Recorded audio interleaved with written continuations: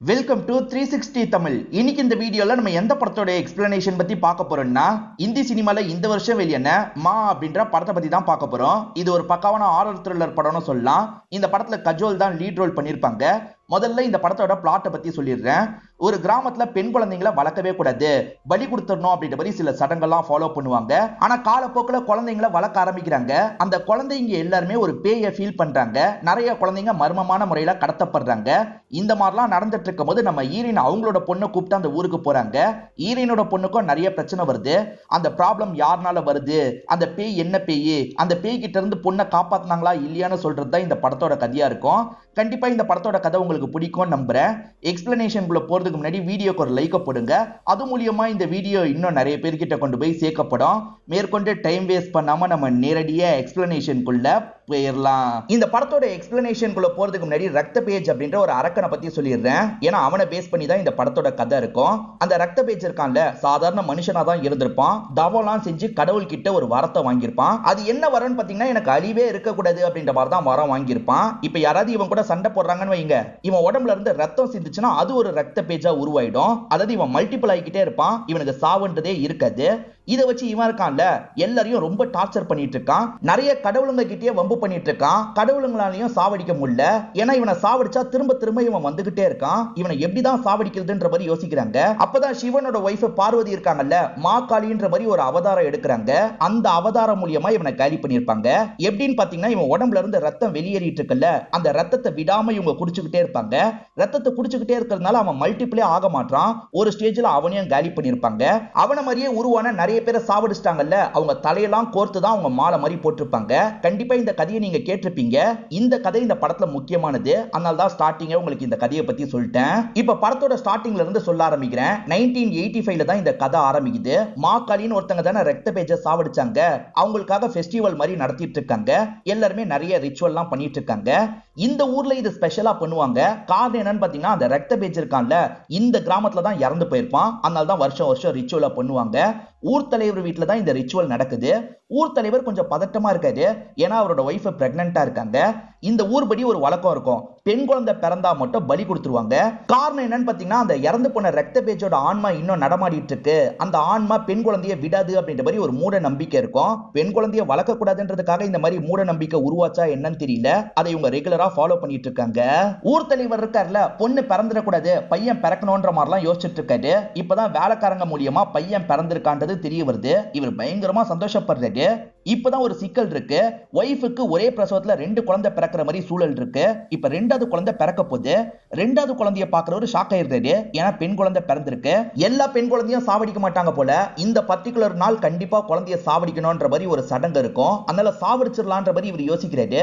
ஆனா குழந்தைய பெத்த அம்மா இருக்காங்கல்ல, வேணாங்க, இந்த குழந்தையால எந்த ஒரு ஆபத்தும் வராதுன்ற மாதிரிலாம் சொல்லிட்டாங்க. இல்ல இல்ல, ஆபத்து வர வாய்ப்பு இருக்கு, நம்ம சாவடிக்கணும்ன்ற மாதிரி இந்த ஊர் தலைவர் சொல்லிட்டாரு. ஆக்சுவலா இந்த இடத்துல டான்ஸ்லாம் ஒரு லேடி ஆடினாங்கல்ல, அந்த லேடி தான் பலி கொடுக்க சொல்லிட்டாரு. இந்த குழந்தைய அவங்களுமே பக்கத்துல இருக்க மரத்துக்கிட்ட கொண்டு போறாங்க. அந்த மரத்துக்கிட்ட தான் அந்த ரக்த பேஜ் இருக்கான்ற மாதிரி இவங்க நம்பிட்டு இருக்காங்க. அந்த ரக்த பேஜ் இருக்கான் பாத்தீங்களா, லாங்ல இருந்து இதெல்லாம் பார்த்துட்டு இருக்க மாதிரி நமக்கு காட்டுறாங்க. இந்த லேடி இருக்காங்கல்ல, இந்த குழந்தைய பலி கொடுக்கலாம் அப்படின்ற மாதிரி கத்திய ஓங்கி அந்த குழந்தைய அட்டாக் பண்றதுக்காக போறாங்க. இங்கதான் மானு படத்தோட டைட்டில போடுறாங்க. அப்படியே ஒரு 40 வருஷம் கழிச்சு சிட்டி சைட நமக்கு காட்டுறாங்க. இப்ப நமக்கு காட்டுறாங்கல்ல, இவங்க பேர் அம்பிகா அப்படின்றது. இவங்க தான் இந்த படத்துல முக்கியமான ரோலா இருப்பாங்க. ரக்த பேஜ் அப்படின்ற ஒருத்தனை பத்தி எக்ஸ்பிளைன் பண்ணல, அவனை பத்தி தான் இவங்க எக்ஸ்பிளைன் பண்ணிட்டு இருக்காங்க. மாக்காளியால தான் இந்த அரக்கன் அழிக்கப்பட்டான் அப்படின்ற மாதிரிலாம் சொல்லிட்டு இருக்காங்க. இத பசங்க எல்லாம் கேட்டுட்டு இருக்காங்க. அதுல ஒரு பொண்ணு தான் இவங்களோட சொந்த பொண்ணு. அவ பேரு ஸ்வேதா அப்படின்றது. இவங்க ஒரு ஸ்கூல்ல டீச்சரா வேலை பார்த்துட்டு இருக்காங்க போல. அதனால தான் பசங்களுக்கு எக்ஸ்பிளைன் பண்ணிட்டு இருக்காங்க. அப்பதான் சங்கர்னு ஒருத்தர் இந்த இடத்துக்கு வராரு. சங்கர் தான் அம்பிகாவோட ஹஸ்பண்டா இருப்பாரு. இப்ப பசங்க எல்லாம் ஒவ்வொரு இடத்துல சுத்தி பார்க்கறதுக்காக போறாங்க. இவருமே ஒய்ஃபுக்கு பக்கத்துல வந்து பேச ஆரம்பிக்கிறாரு. நீ ரொம்ப நல்லாவே எக்ஸ்பிளைன் பண்ணன்ற மாதிரி தான் ஒய்ஃபு கிட்ட சொல்லிட்டாரு. இந்த சங்கர் யாருன்னு பாத்தீங்கன்னா, ஒரு குழந்தை பிறந்த மாதிரி காமிச்சாங்கல்ல, அந்த குழந்தை தான் சங்கரா இருப்பாரு. இவங்க 2 பேருமே ஜாலியா பேசிட்டு இருக்காங்க. இவங்க பொண்ணு வேடிக்கை தானே பார்த்துட்டு இருக்கா. பொண்ணுமே அங்க இருக்க ஒரு மரத்தை போட்டோ எடுக்கிறா. ஸ்டார்டிங் ஒரு பெரிய மரத்துக்கு பக்கத்துல பலி கொடுத்த மாதிரி காமிச்சாங்க பாத்தீங்களா, அந்த மரத்தை தான் இவ போட்டோ எடுக்கிறா. வரையறதுக்கு யூஸ் பண்ணலான்ற மாதிரிலாம் நினைக்கிறா. இப்ப இவங்க 3 பேருமே உட்காந்து ஒரு கஃபேல தான் பேசிட்டு இருக்காங்க. எல்லாருமே லீவுக்கு தாத்தா பாட்டி வீட்டுக்குலாம் போறாங்க. என்னோட தாத்தா பாட்டியை நான் பார்த்ததே கிடையாது, எப்பதான் கூட்டு போக போறீங்கன்ற மாதிரிலாம் இந்த பொண்ணு கேட்கிறா. ஆக்சுவலா அம்பிகாவோட பேரண்ட்ஸ்லாம் இறந்து போயிருப்பாங்க. இவரோட பேரண்ட்ஸ் இருக்க தானே செய்யறாங்க. ஆனா இவர் அந்த பக்கம் கூட்டு போகாமையே இருக்காரு. பொண்ணு ஒவ்வொரு வாட்டி கேட்கும் போது ஏதாவது சாக்க சொல்லி இவர் சமாளிச்சிடுறாரு. ஏன்னா கிராமத்துல ஏகப்பட்ட மூட நம்பிக்கைலாம் இருக்குல்ல, அமானுஷ்யமான விஷயங்கள்லாம் இருக்குல்ல, அதெல்லாம் பொண்ணுக்கு தெரியாம பாத்துக்கணும்னு நினைக்கிறாரு. பொண்ணுக்கு 12 வயசே ஆயிருச்சு, இருந்தாலும் இன்னும் ஒரு வாட்டி கூட சொந்த கிராமத்துக்கு கூட்டு போகாம இருக்காங்க. அந்த கிராமத்துக்கு போறதுல ஒரு பிரச்சனை இருக்கு. என்ன பிரச்சனை அப்படின்றது இப்போதைக்கு நமக்கு டீடைலா தெரியல. அதை பத்திலாம் இவங்க 2 பேர் பேசிக்கிறாங்க. இப்பதான் சங்கருக்கு போன் கால் வருது. சங்கரோட அப்பா இறந்து போயிட்டாரு அப்படின்ற மாதிரி தான் இவருக்கு தகவல் கிடைக்குது. இவருமே வேலை பார்த்துட்டு இருக்க ஒய்ஃபுக்கு பக்கத்துல வந்து பேச ஆரம்பிக்கிறாரு. என்னோட அப்பா தவறிட்டாராம் அப்படின்ற மாதிரி ஃபீலிங்கா சொல்றாரு. இப்போ ஒய்ஃபுமே ஆறுதல்லாம் சொல்லிட்டு இருக்காங்க. நான் வரவான்ற மாதிரி கேட்கறாங்க. இல்ல நீ இங்க இருந்து பொண்ணை பாத்துக்கோ, நானே எல்லா விஷயத்தையும் பண்ணிட்டு வரேன்ற மாதிரி சொல்லிட்டாரு. இப்ப ஹஸ்பண்ட் இருக்காருல, இவங்களுக்கு பை சொல்லிட்டு இந்த இடத்தை விட்டு கிளம்ப ஆரம்பிக்கிறாரு. அப்பா எங்க கிளம்பி போயிருக்காருன்னு பொண்ணு கேட்கும் போது இவங்களுமே விஷயத்த சொல்றாங்க. எது தாத்தா இறந்து போயிட்டாரா? இறந்ததுக்கு அப்புறமாவது தாத்தாவை என்ன பார்க்க விட்டுருக்கலாம்ல, என்னையும் கூட்டு போயிருக்கலாம்ல அப்படின்ற மாதிரிலாம் இந்த பொண்ணு ஃபீலிங்கா கேட்கறா. இவங்க எதுவுமே பேசாம இருக்காங்க. இந்த பொண்ணும் கோச்சுக்கிட்ட மாதிரி இங்க இருந்து எந்திரிச்சு போயிடுறா. அப்படியே கட் பண்ணி சங்கரை காட்டுறாங்க. இப்ப அப்பாக்கு கொல்லிலாம் வச்சிருந்தாரு.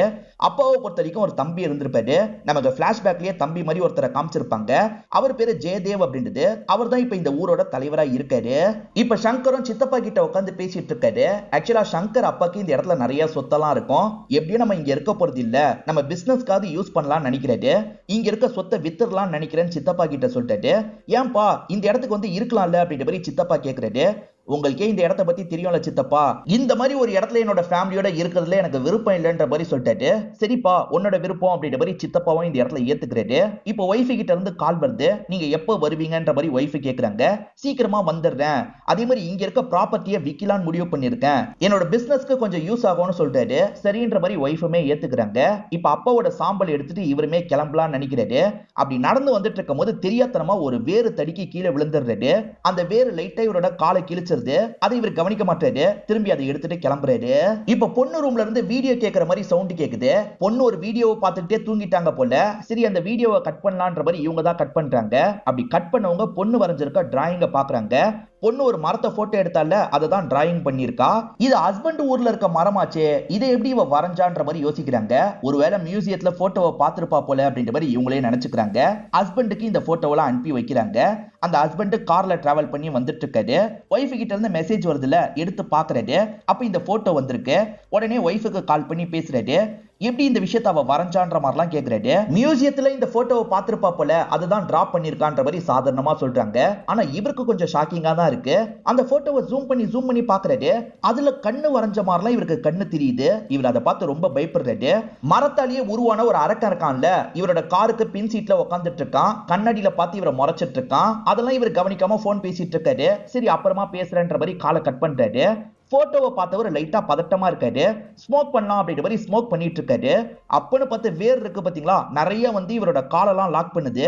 இவருமே தப்பிச்சு வெளியே போக பாக்குறாரு. ஆனா வெளியே போக விடாம அது லாக் பண்ணிட்டு இருக்கு. ஒரு ஸ்டேஜ்ல டேங்க் எல்லாம் உடைஞ்சிருது. அந்த டேங்க் இந்த நெருப்புல பட்டு காரே வெடிச்சிருது. இந்த ஊர்ல ஒரு பேய் இருக்கு பாத்தீங்களா, அதுதான் ஹஸ்பண்ட கார்ல வச்சு காலி பண்ணிருக்கு. விசாரிச்ச போலீஸுங்க இருக்காங்கல்ல, உங்க ஹஸ்பண்ட் ஸ்மோக் பண்ணிருக்காரு, லீக் ஆன பெட்ரோல்னால தான் வெடிச்சு இறந்து போயிருக்காரு அப்படின்ற மாதிரிலாம் ரிப்போர்ட் எல்லாம் இவங்க கிட்ட தந்துட்டு கிளம்புறாங்க. இப்ப ஹஸ்பண்டுக்கான இறுதி சடங்கெல்லாம் இவங்க ஊர்ல வச்சுதான் நடந்துட்டு இருக்கு. ஜெயதேவம் பாக்குறதுக்காக வந்திருக்காரு. அப்பதான் இவங்களுக்கு ஒரு பொண்ணு இருக்கான்றதே ஜெயதேவுக்கு தெரியுது. ஏன்னா பெருசா ஜெயதேவ் கிட்ட இவங்க பேசி பழகி இருக்கலாம் மாட்டாங்க. ஆறுதல் சொல்லிட்டு ஜெயதேவ் கிளம்பிடுறாரு. அப்பாவை இழந்து பொண்ணு பயங்கரமா ஃபீல் பண்ணிட்டு இருக்கா. அம்மாவும் பொண்ணுக்கு ஆறுதல்லாம் சொல்லிட்டு இருக்காங்க. ஹஸ்பண்டை இழந்ததை நினைச்சு இவங்க பயங்கரமா ஃபீல்லாம் பண்ணிட்டு இருக்காங்க. இப்ப கனவுல ஹஸ்பண்ட் தெரியுறாரு. ஹஸ்பண்ட் ஒரு ஆன்மா இருக்கு பாத்தீங்களா, இழுத்துட்டு போற மாதிரிலாம் இவங்களுக்கு கிளிப்பிங்ஸ் தோணுது. சட்டுன்னு இவங்க கனவுல இருந்து முழிக்கிறாங்க. ஹஸ்பண்ட் இறந்து போய் 3 மாசம் ஆயிருச்சு. இவங்க பினான்சியலா கொஞ்சம் கஷ்டம் தான் பட்டுட்டு இருக்காங்க. இப்ப பொண்ணு ஸ்கூலுக்கு கிளம்பிட்டு இருக்கும் போது அம்மாக்கு போன் கால் வருது. எடுத்து பேசினா ஜெயதேவ் தான் பேசுறாரு. நானும் உனக்கு தாத்தா மாதிரி தான், தாத்தானே சொல்லுன்ற மாதிரிலாம் சொல்றாரு. அம்மா தாத்தா தான் பேசுறாரு அப்படின்ற மாதிரி போனை அம்மா கிட்ட தந்துடுறா. இவங்களும் என்ன விஷயம்னு கேக்குறாங்க.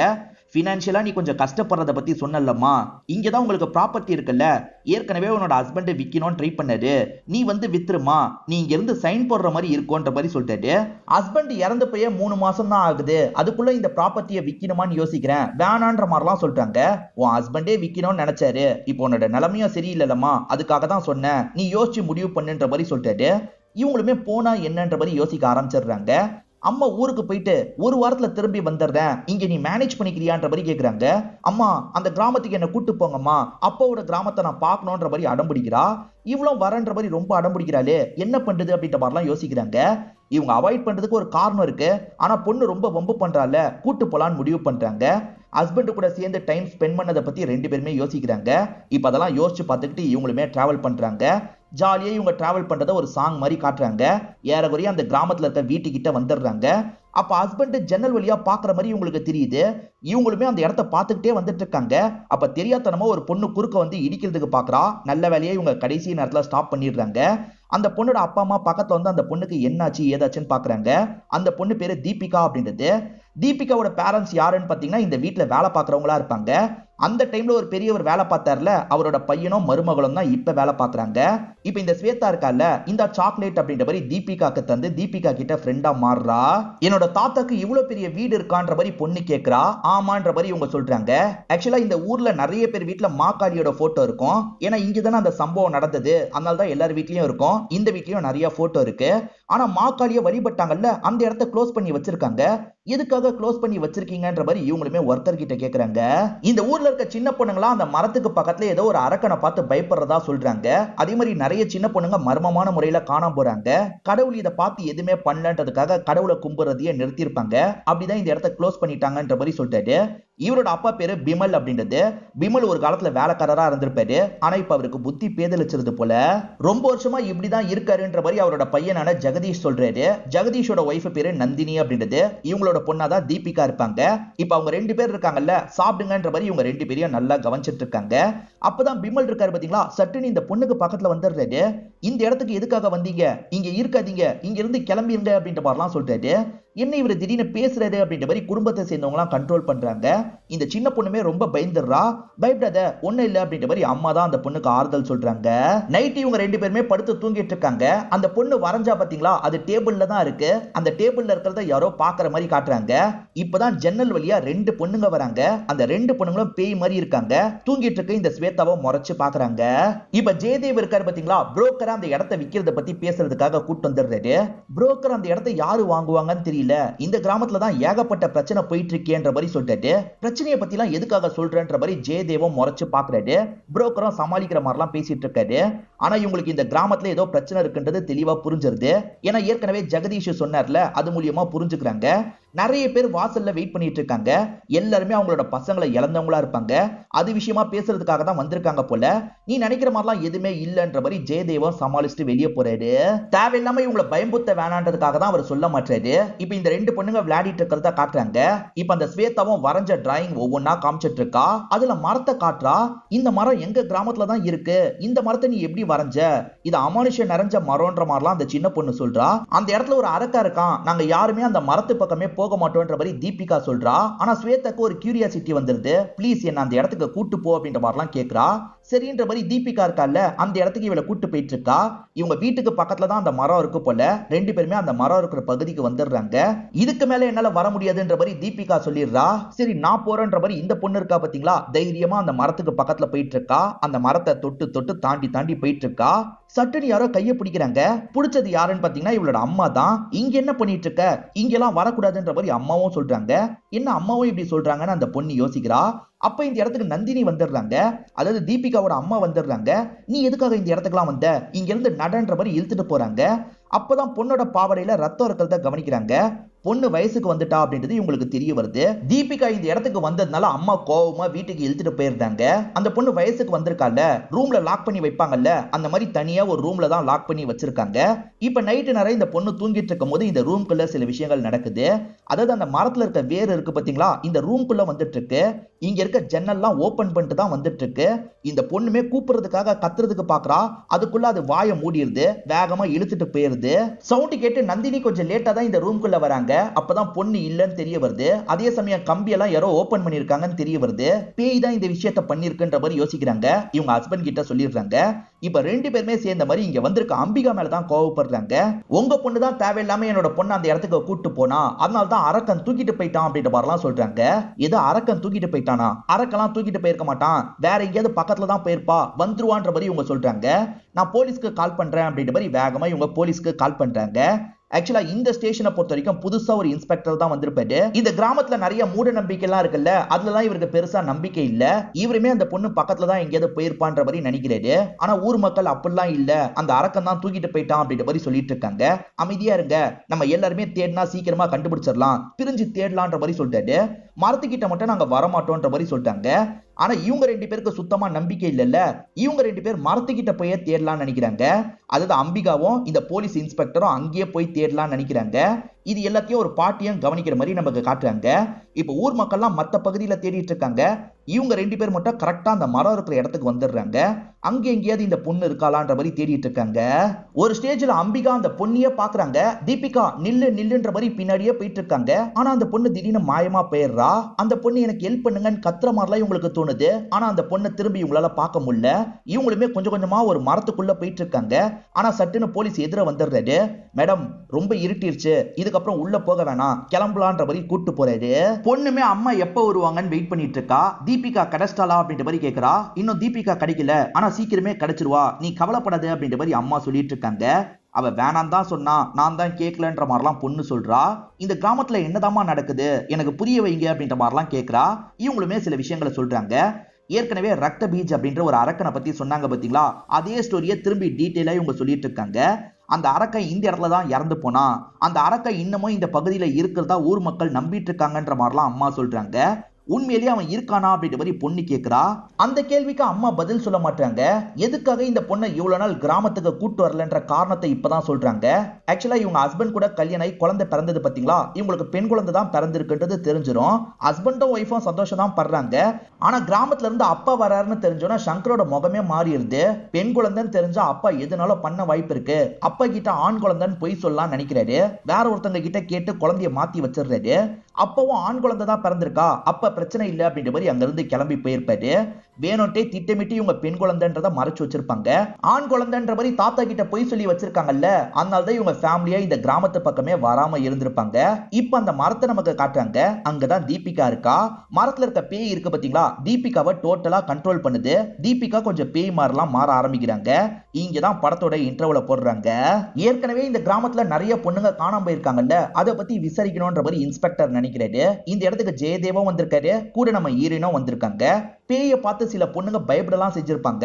அந்த பேய் எப்படி இருந்தது, நீங்க பார்த்தது பேயா இல்ல மனுஷனா அப்படின்ற மாதிரி நோண்டி நோண்டி இந்த இன்ஸ்பெக்டர் கேள்வி எல்லாம் கேட்கறாரு. கண்டிப்பா அது பேய் தான் அப்படின்ற மாதிரி பொண்ணுங்க பயந்த மாதிரிலாம் சொல்றாங்க. இவங்க கிட்ட கேட்டதுல ஏதாவது கிடைக்கும்ன்ற மாதிரி இவர் யோசிச்சிருப்பாரு. ஆனா பிரயோஜனமா எதுவுமே இவங்களுக்கு கிடைக்க மாட்டேங்குது. என்ன பண்றதுன்னு தெரியல. சரி நான் வீட்டுக்கு கிளம்புறேன்ற மாதிரி அம்பிகாவும் வீட்டுக்கு வந்துட்டு இருக்காங்க. இப்ப திங்ஸ் எல்லாம் எடுக்கலான்னு பார்க்கும்போது சட்டுன்னு ஒரு பாட்டி இருக்காங்கல்ல, ஜன்னல் கிட்ட வந்து இவங்களை பயம்புத்திடுறாங்க. உள்ள போய் உன் பொண்ணை பாருன்ற மாதிரிலாம் சொல்றாங்க. இவங்களுமே வேகமா வீட்டுக்குள்ள வந்து பொண்ணை தேடுறாங்க. பொண்ணு எங்கேயுமே இருக்கிற மாதிரி தெரியல. இதனால பயத்தோட இவங்க தேடிட்டு இருக்காங்க. பார்த்தா பொண்ணு பிமலுக்கு பக்கத்துல உட்காந்து தான் பேசிட்டு இருக்கா. இப்ப பிமல் கிட்ட ரொம்ப சாதாரணமா பேசிட்டு இருக்கா.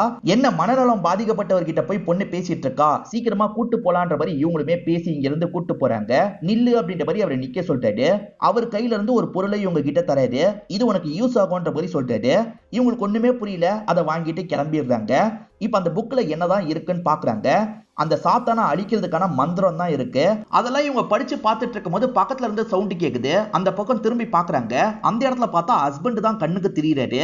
அந்த அரக்கன் தான் என்ன சாவடிச்சான் அப்படின்ற மாதிரி சொல்லிட்டாரு. அந்த அரக்கனை அழிக்கிறதுக்கு ஒரே வழிதான் இருக்கு, திரும்பி மாக்காளிய வழிபடணும் அப்படின்ற மாதிரிலாம் சொல்லிட்டாரு. 40 வருஷத்துக்கு முன்னாடியில இருந்து தான் குழந்தைங்க ஒவ்வொருத்தரா காணாம போயிருப்பாங்க. கடவுள் மேல நம்பிக்கை போய் தான் இந்த இடத்த க்ளோஸ் பண்ணிருப்பாங்க. திரும்பி இந்த மாக்காளி தெய்வத்தை நம்ம வேண்டணும் அப்படின்ற மாதிரி இவங்க ஓபன் பண்ற வேலையெல்லாம் பண்ணிட்டு இருக்காங்க.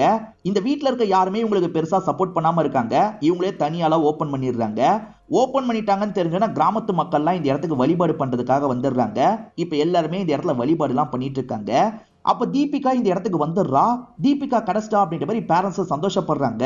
மாக்காளி தான் காப்பாத்தி தந்திருக்கா போலன்ற மாதிரிலாம் வேண்டிட்டு இருக்காங்க. தீபிகாவை பொறுத்த வரைக்கும் பேயோட கண்ட்ரோலுக்கு போயிருப்பா.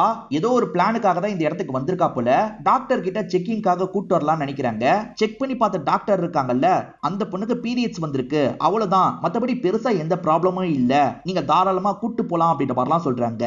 என்னதான் இருந்தாலும் 2 நாள் அந்த பொண்ணு எங்க போனான்ற மாதிரி ஒரு கேள்வி இருக்குல்ல, அதெல்லாம் யோசிச்சுக்கிட்டே இவங்களும் வீட்டுக்கு வந்துடுறாங்க. பொண்ணு தனியா தான் படுப்பா போல. அம்மா இன்னைக்கு என் கூடியே படுங்கன்ற மாதிரி கேட்கிறா. சரின்ற மாதிரி இவங்க இவங்களுமே பக்கத்திலேயே படுத்துறாங்க. இப்ப படுத்துட்டு இருக்க தீபிகா இருக்கல, பேய் பிடிச்ச மாதிரி எந்திரிக்கிறா. இப்ப பொறுமையா பேரண்ட்ஸுக்கு தெரியாம இங்க இருந்து கிளம்பிட்டு இருக்கா. இந்த விஷயத்த பிமல் ஃபீல் பண்ணிடுறாரு. அதாவது தீபிகாவோட தாத்தா ஃபீல் பண்ணிடுறாரு. இவ உடம்புக்குள்ள பேய் இருக்குன்றத புரிஞ்சுக்கிறாரு.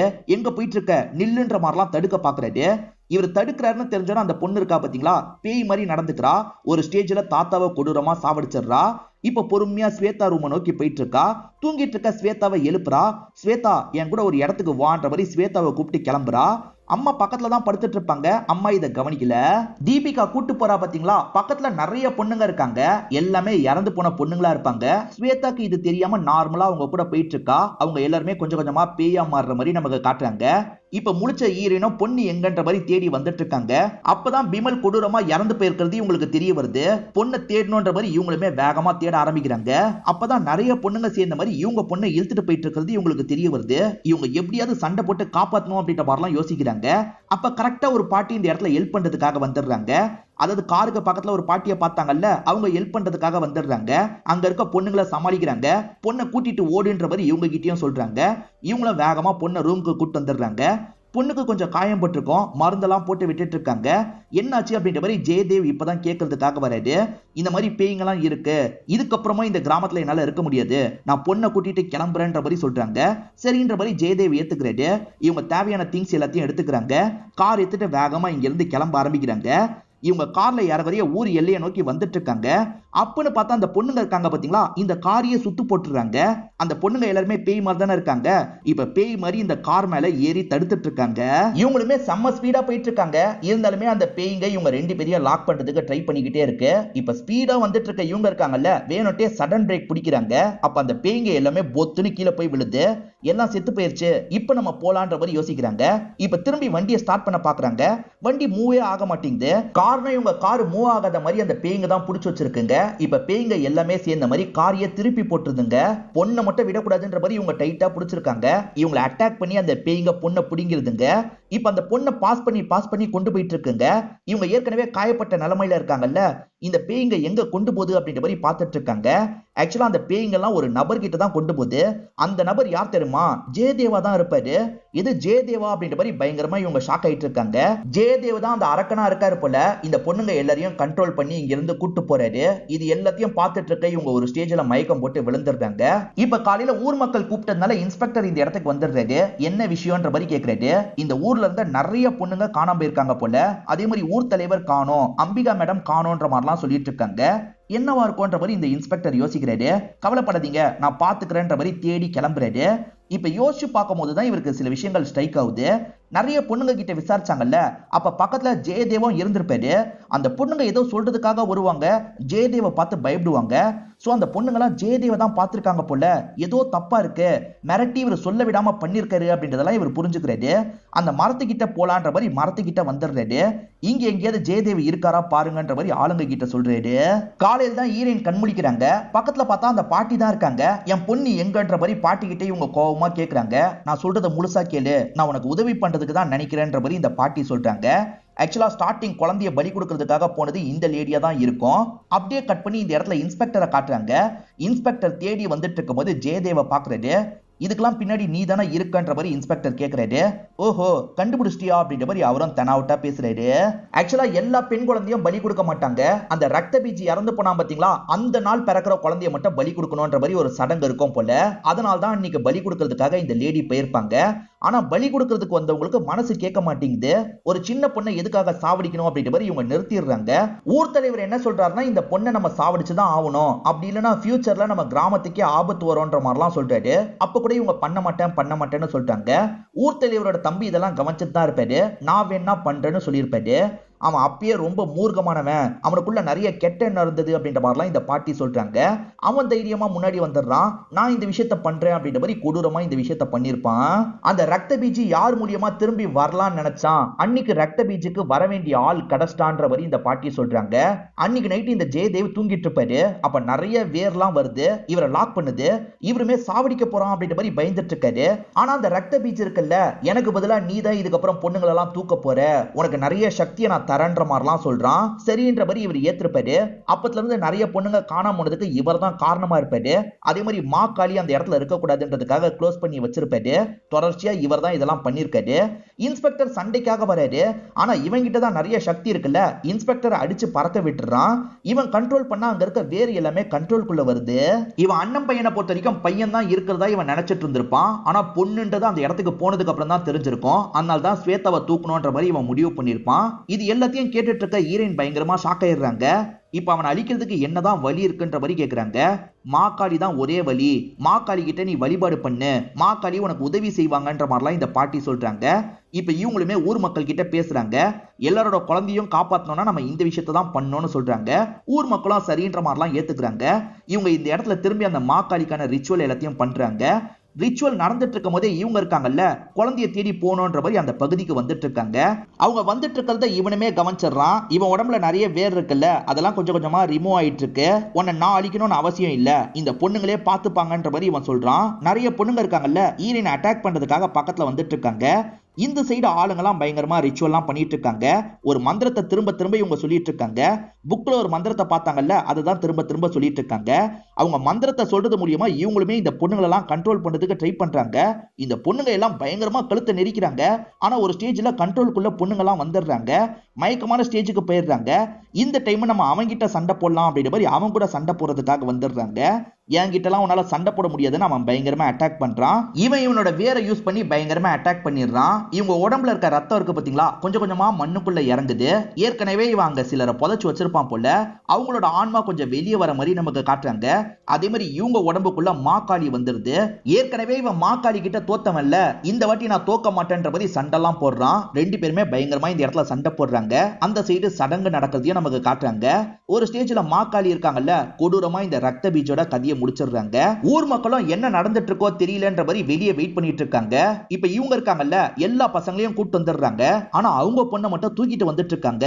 என்னாச்சு அப்படின்ற மாதிரி ஊர் மக்கள்லாம் இவங்கள தான் பார்த்துட்டு இருக்காங்க. இவங்க பொண்ணு அந்த போராட்டத்துல இறந்து போயிட்டா போல. ஐயோ பொண்ணு இறந்து போயிட்டாலே அப்படின்ற மாதிரி எல்லாருமே இவங்களுக்காக ஃபீல் பண்றாங்க. இவங்களுமே பொண்ணு இறந்து போனதை நினைச்சு ஃபீல் பண்றாங்க. அப்ப இறந்து போன ஆன்மாக்கள்லாம் கொஞ்சம் மேல வர மாதிரி நமக்கு காட்டுறாங்க. அந்த ஆன்மாக்கள் இந்த பொண்ணை காப்பாத்துறதுக்கு ஹெல்ப் பண்ணுது போல. ஒரு ஸ்டேஜ்ல படுத்துட்டு இருக்க பொண்ணு கிட்ட அசைவு தெரியுது. உன் பொண்ணு உயிரோட வந்துட்டா அப்படின்ற மாதிரி பாட்டி சொல்றாங்க. இப்ப இவங்களுமே பொண்ணு கண்முழிக்கிறத பார்த்து சந்தோஷப்படுறாங்க. இப்ப பொண்ணை சந்தோஷமா கட்டி பிடிச்சிடுறாங்க. எப்படியே இவங்க எல்லாரையும் காப்பாத்திட்டாங்கன்ற மாதிரி காமிச்சு படத்தோட கதையை முடிச்சிடுறாங்க. இப்ப எண்ட் கிரெடிட்ஸ்ல ஒரு விஷயத்த காட்டுறாங்க. கஜோலோட ஹஸ்பண்ட் அஜய் தேவ்கன் சைத்தான் ஒரு படம் நடிச்சாரு பாத்தீங்களா, அந்த படத்துல மாதவன் தான் வில்லன் ரோல் பண்ணியிருப்பாரு. அவரை பொறுத்த வரைக்கும் சூப்பர் பவர்லாம் நிறைய இருக்கிற மாதிரி காமிச்சிருப்பாங்க. அதாவது மாந்திரிகம்லாம் நிறைய தெரிஞ்ச மாதிரி காமிச்சிருப்பாங்க. அந்த மாதவன் கேரக்டர் இருக்காரு பாத்தீங்களா, இந்த ஜெயதேவ் இறந்து போன இடத்துக்கு வராரு. அங்க ஜெயதேவோட சாம்பல்லாம் இருக்கு பாத்தீங்களா, அந்த சாம்பல்லாம் எடுத்துட்டு இங்க இருந்து கிளம்புற மாதிரி நமக்கு காட்டுறாங்க.